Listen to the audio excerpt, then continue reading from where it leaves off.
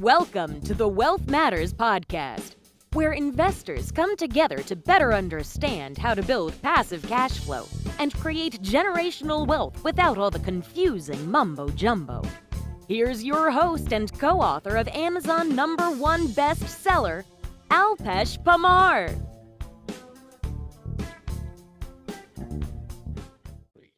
Welcome to Wealth Matters Podcast. I have with me Mr. Joe Disanto. How are you, Joe? Good, Alpesh. How are you? Thanks for having me on, man. Good, thank you. So Joe spent his childhood riding BMX bikes, breakdancing. That reminds me of my childhood now, and memorizing 80s movie, exactly what I was doing. Kids of But the 80s. exactly. But by the age of 13, he was working as a busboy, helping his recently divorced mom and picking up some of his own tab. Wow, that's hard. So a valuable lesson was learned. If you don't deal with your money will deal with you, which is true. So from that point on, he made it his mission to learn everything he could about making smart money moves. So Joe, what do you do right now? Well, I like to say I'm semi-retired, actually. That's awesome.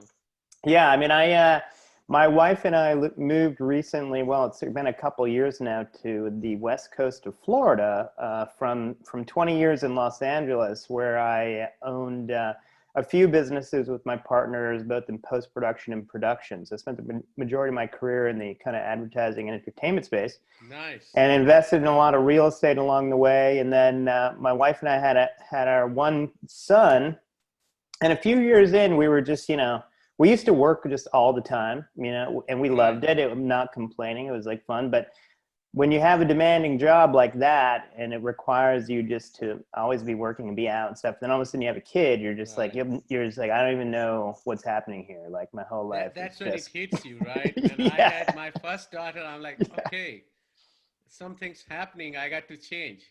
exactly. So somehow through, we just somehow the idea that, if we could maybe change our life up, work less, spend more time with our son while he was young, that would be something maybe that would be interested in doing. And luckily, because of us, being financially prudent, working hard, owning a business, investing in Right. real estate, we had amassed enough money basically where we could make this kind of change comfortably, and see if we could make it work. So we did that, and it's been good. I now just work part-time. What I've done kind of just naturally is I've grown a small consulting business where I do business management and financial management for a few businesses back in LA, actually, mostly, but Nice. now in a couple other cities. And then I manage a family office of like a higher kind of net worth Oh, family. okay.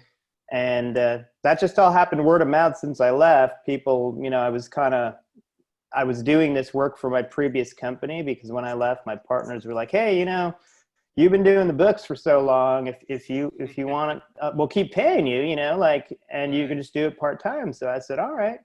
And then other people learned that and started asking me if I do it for them. So I do part-time work in that sense, and I work on my blog, Play Louder, and I spend a lot more time with my family.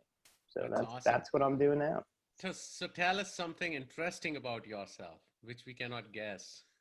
Oh gosh, there's so many things. Gosh, I don't know where to start. Well, I mean, gosh, besides being an avid breakdancer in the '80s, I guess what I talk about is it's kind of serious. But when I was younger, when the whole like kind of job thing happened, so my parents split up, and my dad owned a business. He had a plumbing and heating business. So we had a normal good life, I guess. And my mom didn't work. She was a stay-at-home mom, especially of that era. She was born in the Right. 40s, so Yeah. she didn't work. She didn't really have like earning potential and stuff like that. So when they got divorced, she kind of was on her own, and she was now managing the money we had, and it was kind of a tough divorce, and we weren't really in touch with my dad for a while.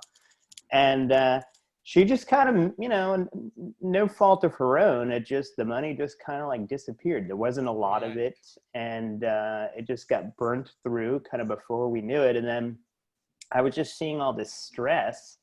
And I started to kind of get in tune to it as a young person, around like age 11, 12. And then, I started talking to my mom about it. And one day I was like, so what, how much money do we have left? Do we have any money left? And she was like, no, not really. No, we don't have any money left. And I was like, wait, really? That doesn't sound good.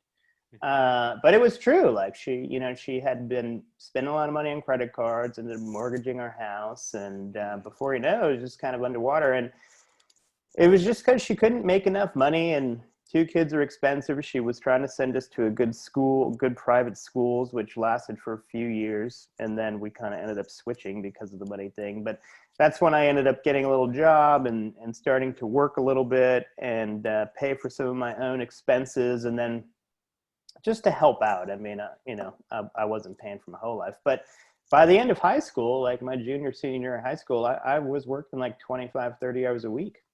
I would work after school from 4 to 10, 3 weekdays, and then I'd work both weekend days, And so I was paying for my own car and clothes and all that. So a couple of questions. What did that, because you were working through the school and not most of the kids have to go through that, right? Yeah. So what did that teach you about money, right? Well, it taught me that I want to be really conscious about like what I end up doing, because when you have to work at something you don't particularly like, and you're kind of stuck in a situation, it can be, it can be a real bummer, So, I mean, I always advocate people, obviously they have to do what they're passionate about, but I really do think they have to be practical and ask themselves, like, is what I'm like truly passionate about? Can I actually make any money doing it? Right. Because the passion part will wear off if it just grinds you down to a nub and you never get ahead in life, And a great point you mentioned. Sorry to interrupt, because everyone is now torn between these two sides, right? Because when we listen to a lot of these podcasts, read these blogs, that someone says, "Oh yeah, your life is miserable. All of these indicators, as well as all of these gurus, you got to leave your job, start investing in multifamily, real estate, this, that."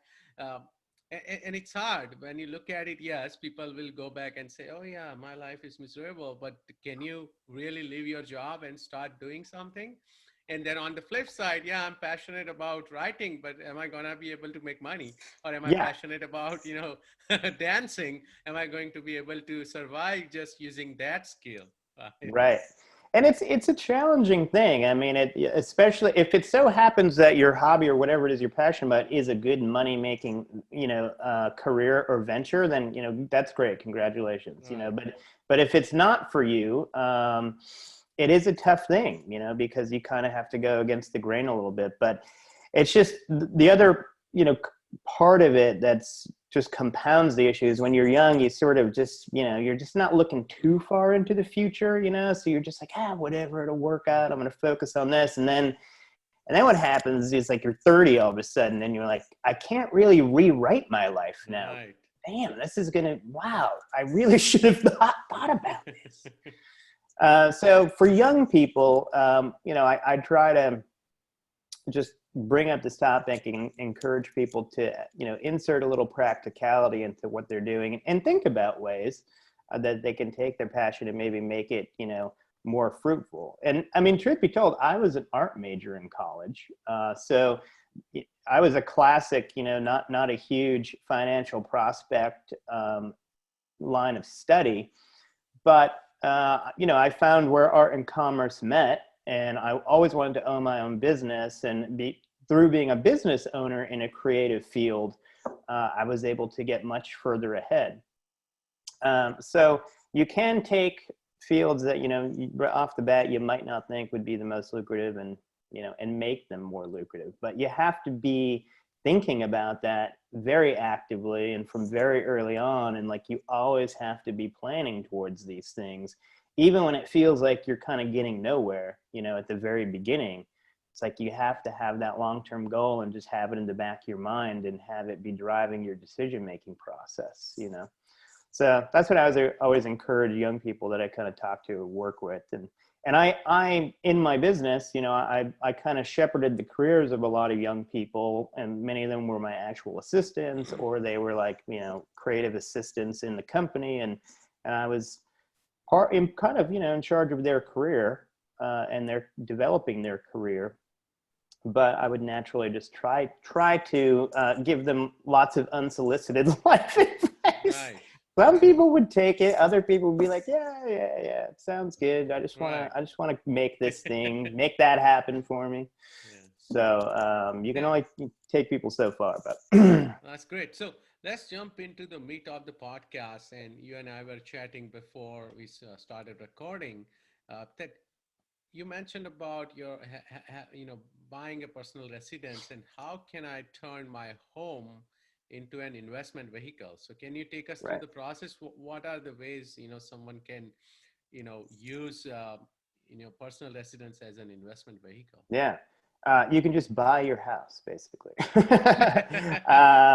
Well, I'll go into some detail and why I'm particularly passionate about this. I mean, it's not a unique concept, obviously, but you know, to your point, there's so many podcasts, there's so many gurus today, and real estate is it's always been kind of this sexy, mysterious, you know, area of income generation. You know, everybody knows the old saying, like, what is it, like 90% of the world's billionaires made their money through real estate, blah, Right. blah, blah. So real estate has this mystique about it. And there's all these gurus being like, oh, you know, quit your job, buy real estate, do this and that. Right. And that's not that easy to do. I mean, I hate to say it, but building up a large real estate portfolio is a marathon. It's totally doable, and what's great about it is it's doable for anybody, you know, regardless of your education, because it's not ultimately that complicated, and it does build wealth, but it's you know, it's not something that you're going to make money in overnight. Right. You're It's a mostly going to long-term make game. money at your job, unless you make your job real estate, which is Right. be a realtor, be a broker, whatever. Or if you get to the point of like you make your living off your own owned real estate, you're most likely have a job as a property manager, you know, de facto. Right. I love the whole passive income thing. I'm like, real estate's not exactly passive. But anyway, you know, the easiest and best way for everybody and anybody to get into real estate is to own your residence. And the reason I say it that way is because some people contest, and I will say who, that it's better to rent for some reason, that because there's all these hidden costs in home ownership and yada yada yada, and you know, with interest and what the banks make and blah blah blah, you don't actually do that well. And I will say, I think the person who probably is responsible for this concept being, you know, pervade out there is Robert Kiyosaki. Yeah, You know, I knew you were going to yeah. talk about. I mean, and I love the Rich Dad Poor Oh, Dad it's a books. great book. No, It's no a great argument. it's a great book, and I read more books in this series. I mean, I read Tax Free Yes. Wealth, which is amazing. Loopholes of Real Estate is amazing, Cash and I flow recommend them quadrant. all. Yep. But I think, and the reason I know people took this sentiment the wrong way is because I would give this book to some of my young employees, and they'd come back and they'd be like, "Oh, so I shouldn't own a house?" And I'd be like, "Well, wait, where'd you get that?" Yeah. And you know, it's like people just kind of took him saying that too far, but really what he was saying is like, it's not the real estate that's the problem. It's that we overspend on our home, you know, like we load it up with things that maybe aren't a good investment or that we can't afford or whatever, and it just becomes an area of great expense. So I think you have to look at your home just as another piece of rental real estate. You just happen to be the renter, you know, because the reality is if you don't own your home or whatever, you're going to be paying rent, Oh right? yeah, And you're yeah. most You likely going need to a be, roof to stay, yeah, right? That's unless you're how. going to live at your parents, which I guess a lot of people are doing now, or you're going to, you know, have just access to some crazy, you know, under market value rent, which if you happen to take over a rent controlled apartment in a big city, that might be possible, you know. Right. but most likely you're going to pay market rent and it's just going to go up. So all you're doing is you're continuing to be a renter. You're just also owning the real estate that you happen to rent. And it's like, when you look at it that way, you're like, well, hey, if owning rental real estate is such a damn good idea, what's wrong with me, being the owner of the real estate that I'm renting? I might as well be, everyone's, a bunch of people say I shouldn't own a house. Great. I don't own a house. I rent a house. I just happen to own the house that I rent. Oh yeah, I see where you are going. So And then, so I'm the landlord of my own house. Yes. And this is really important to think about this way, because the truth of the matter is, because the government incentivizes us so much with tax breaks to own our residence, your owned home actually performs much better as a piece of rental real estate often than just a true rental, because you get up to $500,000 of capital gains tax-free as a married couple. That's the huge.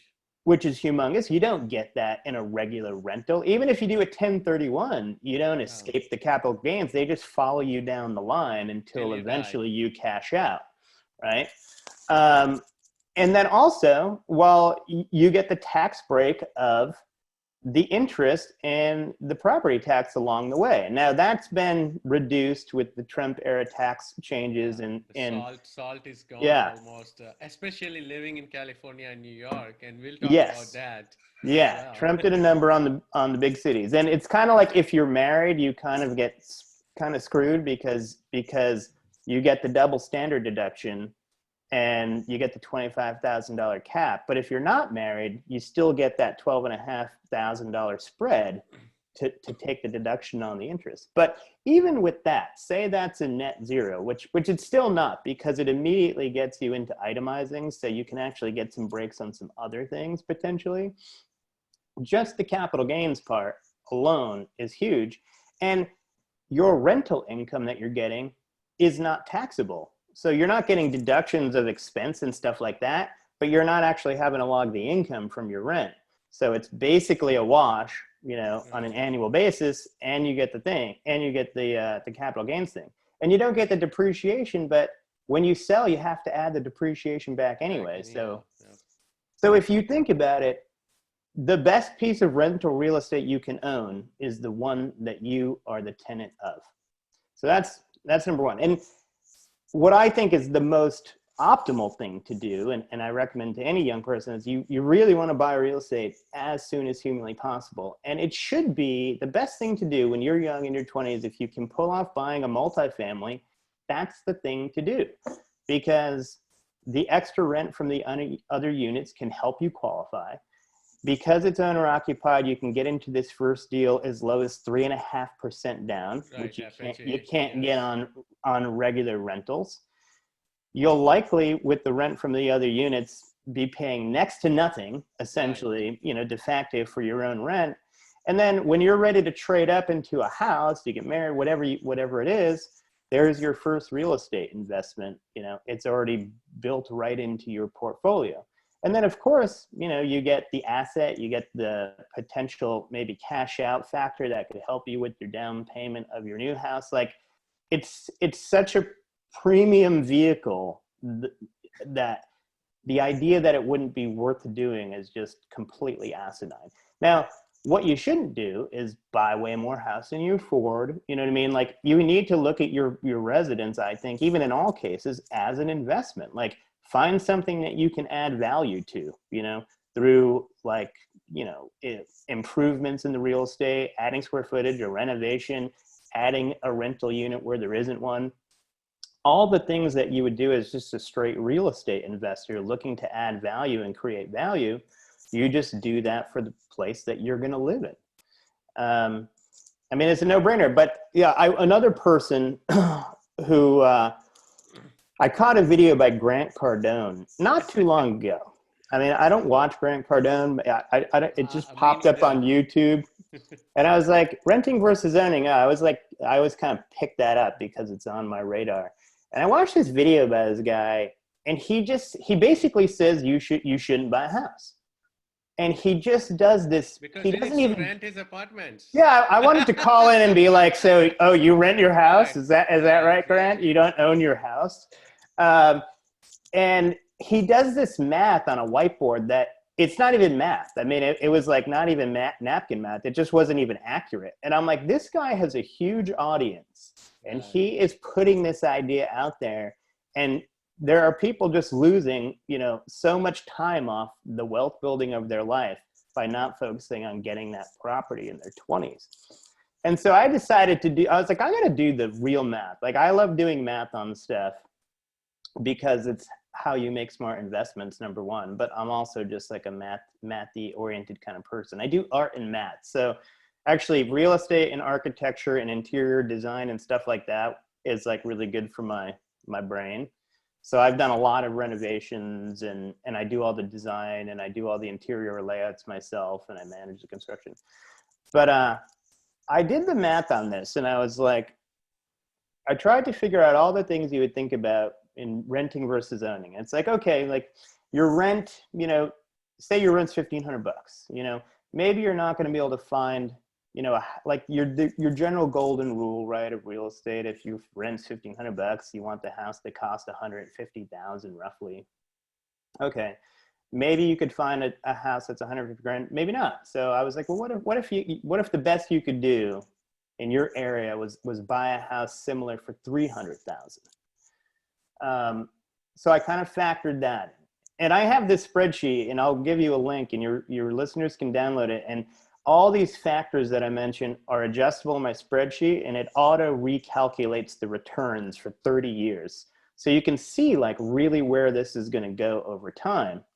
But I also kind of factored in like, okay, there are extra expenses to a house, like you have repairs, you have this, you have that, you have your down payment, blah, blah, blah, blah, blah. And so every year you're probably going to be out more money, than your rent. And actually, if you're buying a house that's $300,000 and you're only spending $1,500 in rent, after all expenses, you're probably going to be out of pocket another $500 a month, truth be told. Right. So I was like, well, that extra money, someone would say, well, if I had just put that extra money in the market, and just been adding that money into an investment account every month, and that was growing at 8%, say, right, then very likely owning the house would be the poor thing to do. I would probably do better if you factor that in. So I was like, all right, let's factor that in. Like, I really want to know. And long short of it, the basic math I figured out is that your quote unquote rent is $1,500 a month. Your house costs $3,000, a 4% note. I factored in like annual appreciation of 5% on the property, 3% inflation, 2% tax inflation, all the taxes, everything, because you have to realize, like, when you're buying the house, the capital gains up to $500,000 if you're married are tax free. Your capital gains in your stock investments are not tax free. Nope. All the stuff. And then I said, if all the extra money, so, you'd probably be spending about $500 extra bucks a month to cover the potential expenses. I put in a complete and total I did expenses just on an annual basis, just to make it easy, like 10% a year. So the cumulative over 30-year out-of-pocket repair and everything came to about $85,000, because this is a real thing. Like, you buy a rental property, everybody thinks you buy a rental property, you hold it forever. Eventually it turns into a cash machine after 30 years, right? Well, no one talks about the fact that after 20 years, you would have to replace basically every major system in the house. And if you were going to sell it, you'd have to do an entire renovation in order to get it up to modern standard. So you actually have to put money into a house that you hold for a really long time. That's why I think the sweet spot for holding a house is 10 years. When you say sweet spot for holding a house is 10 years, so you recommend people move up or scale down every 10 years? Let me get to that after I finish this. I know I'm getting in the weeds here. I don't want to go bore people to death too much. So anyway, that purchase price, we'll put an extra $85,000 into the house in repairs and this and that over the years. That money would have been invested along the way. I figured I'd put in 8% compound annual growth on the invested money, blah, blah, blah, blah, blah.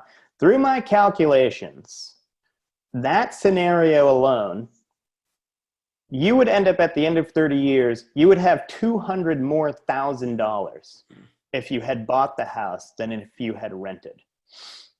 And that's at like a pretty extreme scenario. Like I think for $1,500 a month rent, you probably could find an equivalent house for $200,000 in a decent neighborhood. I think that you probably wouldn't even put $85,000 into it. You'd probably put more like $50,000 into it over a 30-year period. You'd have producing a compound annual growth rate of 8% in the market, it's aggressive. I don't think any financial advisor would tell you they'd do that for you. It's very difficult. When people ask me to compare my friends and all, that, oh yeah, this year they are making more than 20%. I'm like, can you show me your 10-year graph?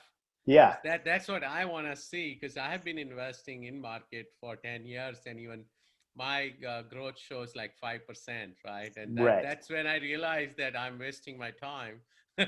Because it was emotional. It was taking a lot of my time, and then after making 5%, I was paying taxes on it, right? So it was barely anything. So even 8%, yes, SPY could be 8%, but for that you have to just be in SPY and do nothing for 10 years. Yeah, and then you have to get lucky. Your in and out has to get lucky. All the millennial moneymaker guys who like have their podcasts and their websites, they all say how they made $1 million in the market, and it's like, well, you just happened to invest your money in 2009. Okay, like that doesn't make you a genius. You just got lucky because of your age. You have the money in your hand. That's another thing I ask. If it's still in the market, it's still in the market. It's paper. Exactly. It's a paper profit, right? You got to take the profit off the table. Yeah. So anyway, if you say found a house for $200,000. And let's just say the expenses are the same to make it easy, and you made you kept your compound annual growth on the investment 8%, you would have $900,000 more at the end of 30 years than if you rented the place. Wow. So I'm just like, I don't know who's saying that owning a house versus renting a house is better, but like, it would have to be a pretty extreme situation. You would have to be be able to live very, very low rent, like in a good neighborhood, or live with your parents, or you just like couldn't find a house. Like if you could live in a neighborhood, pay $1,500 a month rent, for a decent house, but that same house in that neighborhood would cost you $500,000, which in some cities is possible, like in the big cities, LA. Yeah, that's where I was going. So one of my question is that I'm in San Francisco, and you mentioned LA as well, that, median, or not median, but the average house cost here is about $1 million. And the rent is about $4,000 a month.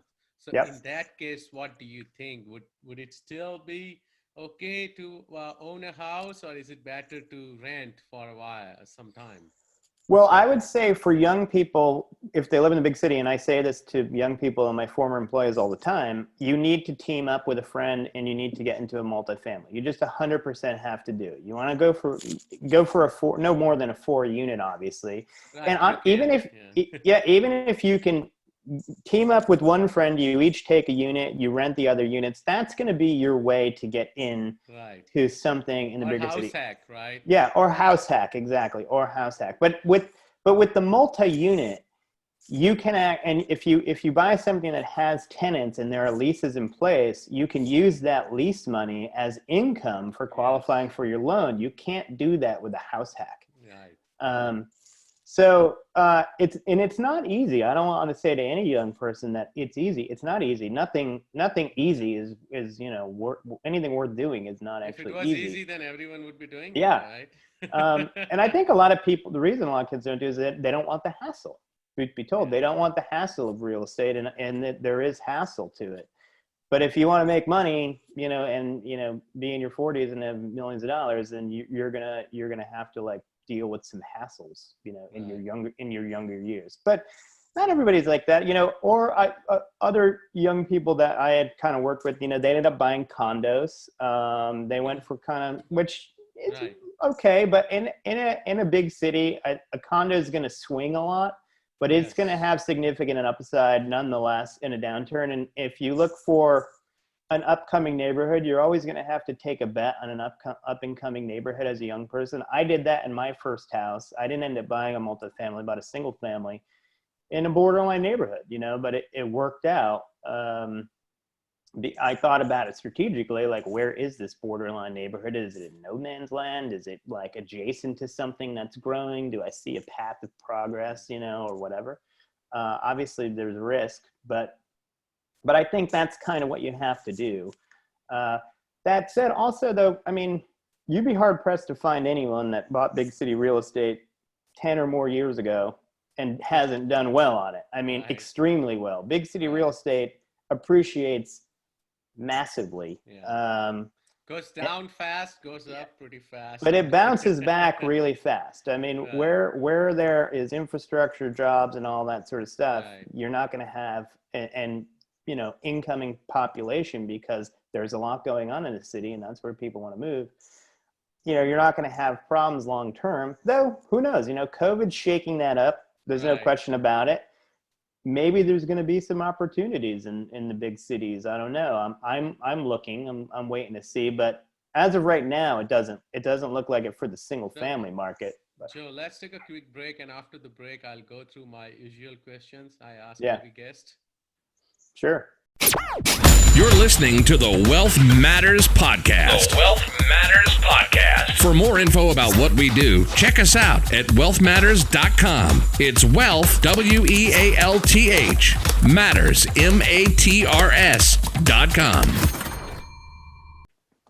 Welcome back to Wealth Matters Podcast. I'm chatting with Joe Disanto, and we're talking about why owning is almost in every case better than renting. Joe, are you ready for fire round? I am. Okay, let's go. Would you be changing any business or investment strategy after coronavirus is over? Well, I am, I wasn't buying any real estate for a little while there. I was actually selling my stuff in the Midwest and moving my equity to Florida because I can manage it myself. But, I'm going to have my eye open pretty wide for 2021. I think there's going to be some opportunity for sure. We have a lot of defaults coming. We have a lot of issues coming ahead. It's weird, everyone's doing great in the market that's in the market, and they're thinking, hey, things are good. And then there's this whole other population is like dying, and you're like, I don't know what's going on in America. It's weird that there's so much disparity. But yes, I agree. Favorite real estate or finance or any other related book? I would say one of my favorite ones is The Loopholes of Real Estate. It's a Rich Dad, Poor Dad series book. Garrett's, and he's really good. Yes. I learned a lot from that book, I have to say. That's a great book. Any tool or website you recommend? Well, of course, I recommend my own website, but I do recommend, I have 2 spreadsheets for doing real estate analysis. I made them myself over the years. I think they're masterful. One is strictly for investments, and one is for doing analysis of renting versus owning if you're, looking to buy your first house. They're on my website for free, and they will give you all the information you need about any deal. Got it. Any advice for beginner investors? Just stay focused. I think you should prioritize investing in real estate over any other investments. And you need to pick a target for real estate, pick a down payment target, put together your savings plan to meet that down payment target, and just do not stop focusing until you close that first deal, which should be your own house, or a multifamily that you live in. That's awesome. How do you give back? How do I give back? Gosh, I have to say I probably should do better at giving back. Like a couple years ago, we decided to cancel our cable bill and a couple other things that we do every month and give that money to charity instead. So we do that a little bit, but it's only like a couple $100 a month. And then otherwise, I do just, I work with people, quite a bit, especially in the beginning for no cost, just to help give guidance about how people to get their financial life organized and be more efficient and focus on saving and create a retirement plan. So. That's awesome. How can my listeners reach out to you? You just go to my website, playladder.com, or you can email me, joe@playladder.com. As I mentioned, I got a bunch of, all my resources there are free, all my posts and everything, but I have some free courses as well that are a little bit more guided in the learning process about real estate, about asset protection, about retirement planning, and about starting a business. So, and then of course I have some free paid courses as well that you kind of graduate up to if you want to, but you can start in all those categories for free. Thank you so much, Joe. Absolutely.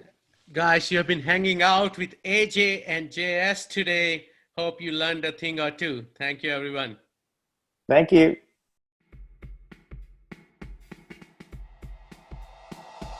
Thanks for listening to the Wealth Matters podcast.